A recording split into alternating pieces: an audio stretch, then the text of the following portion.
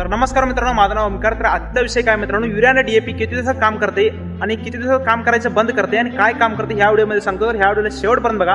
जर माझ्या युट्यूब चॅनलवरून बघत असाल तर माझ्या युट्यूब चॅनलला सबस्क्राईब करा. जर इंस्टाग्राम पेजवरून बघत असाल तर इंस्टाग्राम पेजला फॉलो करून घ्या, लाईक करा ह्या व्हिडिओला आणि तुमच्या मित्रांसोबत शेअर करा.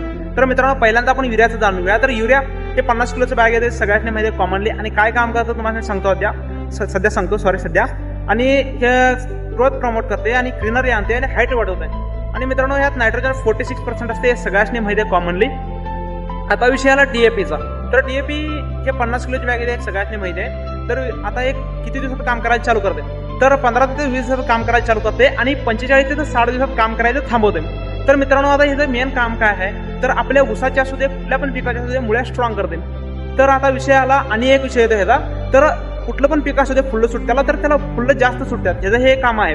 तर आता हे असा आहे ह्याचा किस्सा. तर व्हिडिओ आवडला असेल तर लाईक, शेअर, फॉलो आणि सबस्क्राईब करून घ्या. तर भेटूया पुढच्या वेळेत. आपण मनापासून धन्यवाद.